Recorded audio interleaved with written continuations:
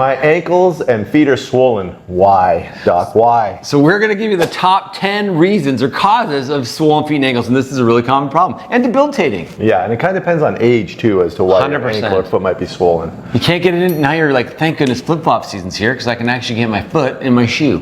Don't wear flip-flops. We talked about that did a before. video about that. Now, I saw someone on an episode of ER with a swollen ankle. And that's Whoa, wait. 1994 called. They want their medical docudrama back. Hello, 1994. Welcome to the fax machine. Clooney. Is that on there? I think that's where Clooney really. Yeah, I restarted watching ER again. Yeah, I just started watching the episodes again, and I tell you, while I was watching, I was thinking, you know what? I really want to be a doctor. And I thought, You are a doctor. I am a doctor. It's not quite that glamorous, though. No. I mean, we're not playing basketball outside of Merge. Nope. We're not having romantic dinners on the rooftop. Nope, Does barely our have time for dinner. Does our hospital have a rooftop? It does. So it's kind of made it a little bit glamorous, but you know, it was the medical information was pretty accurate, I got to say. I feel like my life more was representative of Scrubs. No, I remember watching ER as a medical student. I was learning stuff while watching it, you know, in addition to reading books. There you go. If you've had swelling of the ankles or a swollen ankle or a swollen foot, please leave a comment below. The number, these are not in order of priority or importance or frequency. This is just our list. So the first one is trauma. So obviously, if you sprain or break your ankle or your foot, you're gonna have a swollen foot and ankle because of the inflammation, potentially because of the bleeding, and this pools down there, and this is very common. Okay, so trauma. Now, if you didn't break your ankle or hurt yourself and your ankles are swollen, you got to ask yourself, am I pregnant?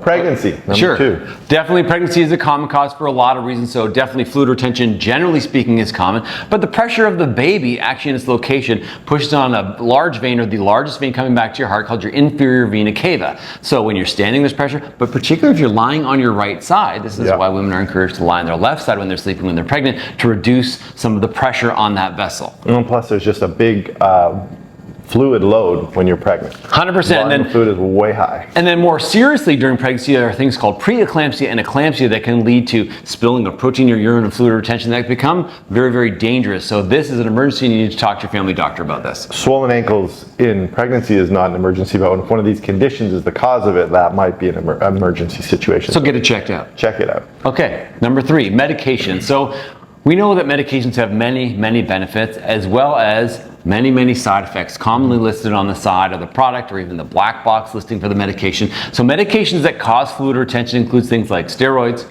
anti-inflammatories, anti-diabetic medication, antidepressants. It seems like all the antis. Yeah. Sorry, uncles. It's the auntie's time to shine. However, there are medications, of course, that you can give if you do have swelling of your ankles as well. So right. So you have to weigh the benefit of the medication initially, and sometimes you have to take one medication so that you can take another medication. There you go. Double This is medication. not a big pharma promotion. Okay. Next one, we're on number 4 now. Yeah. Infection. Okay. Why does infection cause? If you had an infection in your foot or ankle, you'd have swelling because inflammation is one of the hallmark signs of infection, right? It's red, hot, swollen. Yep. So that swelling is swelling of the ankles, swelling of your feet, and that could be an indication that you have an infection going on. That would also be associated with some pain and some redness and stuff like that as well. For sure.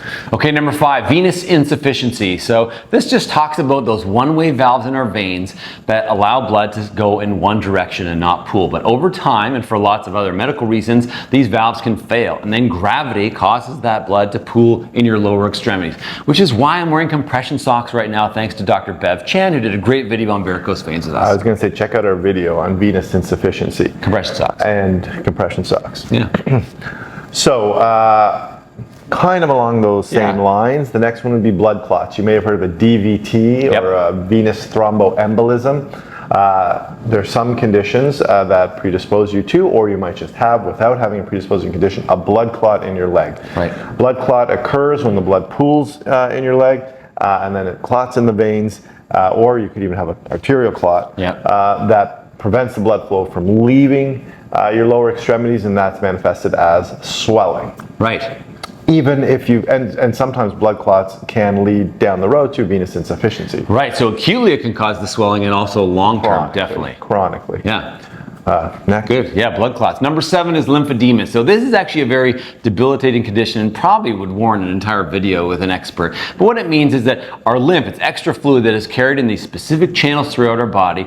And as these channels start to fail or are absent or are damaged with things like radiation or surgical dissection for cancer, this can cause pooling of fluid outside of its normal channels, including the vessels and the lymph channels.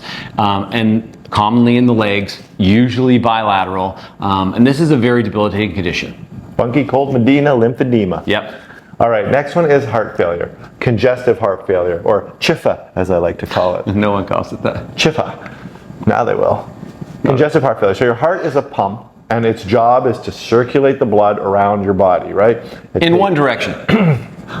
Well, we're not talking about music right now. Hairstyles. One direction.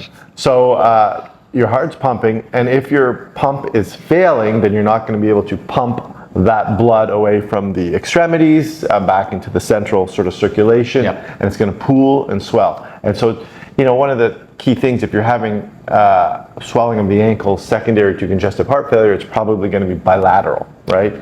A lot of these conditions that we're mentioning, you can tell if it's one side or both sides. This heart failure is one of them where you've got it in both sides. Trauma is usually one side. Blood clots usually one side. Most things are usually one side that we've been talking about, actually just about everything except for the medications and the venous insufficiency.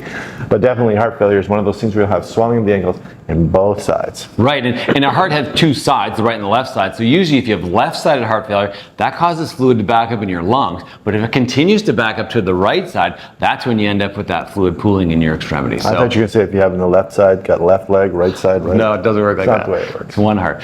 Okay, number 9 is another failure. It's kidney failure. So our kidneys are responsible for managing our fluid volumes and our electrolytes. And as our kidneys start to fail, which is a very common problem, primarily related to diabetes and high blood pressure, the amount of fluid that ends up again outside of your vessels and the extra fluid that we retain ends up in our legs. So this can be an early sign of kidney failure. It can be a sign that your blood pressure is a problem, or a sign that maybe something as serious as even requiring dialysis to deal with this. Okay, really brings us to number 10. On the theme of failure, liver failure. Liver really plays an important role in the management of proteins in your blood.